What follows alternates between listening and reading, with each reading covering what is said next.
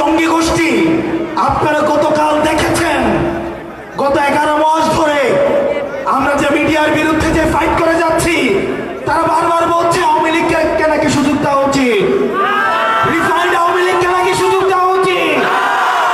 আওয়ামী লীগ কি হয়ে ফিরে আসবে গতকাল সেটার একটা টেস্ট ম্যাচ হয়েছে। আওয়ামী লীগ সবসময় প্রতিহিংসার রাজনীতি করে।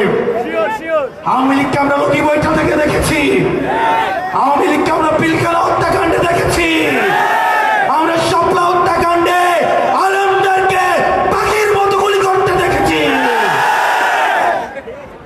ক্ষমতায় টিকে থাকার জন্য আবু সাইদকে, ওয়াসিমকে, নাম জানা অসংখ্য শহীদকে পাখির মতো গুলি করে রাস্তার মধ্যে হত্যা করতে দেখেছি।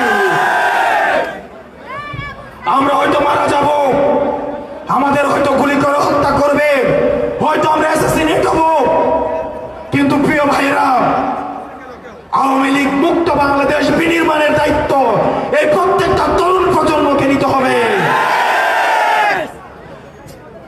যারা পূর্বের প্রজন্ম, আজকের এই কুলুষিত রাজনীতির দায়ভার তাদের রয়েছে।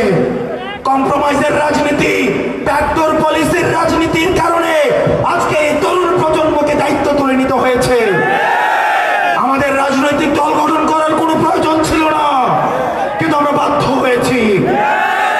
আমরা এখানে প্রত্যেকটা মানুষ যদি মারা যায়, প্রত্যেকটা মানুষকে যদি হত্যা করা হয়, প্রিয় রাজবাড়ীবাসীর যুবক, প্রিয় রাজবাড়ীবাসীর তরুণ প্রজন্ম, আমার স্কুল পড়ুয়া ভাই বোনেরা, আপনাদেরকে দায়িত্ব দিয়ে যাচ্ছি। পরবর্তী বাংলাদেশ বিনির্মাণের দায়িত্ব সবাই এক একজন বিকল্প হয়ে উঠতে হবে। আপনারা সবাই ভালো থাকবেন। আওয়ামী লীগ মুক্ত, মিডিয়া থেকে আওয়ামী লীগ মুক্ত, বুদ্ধিজীবী মহল থেকে আওয়ামী লীগের অপরাধে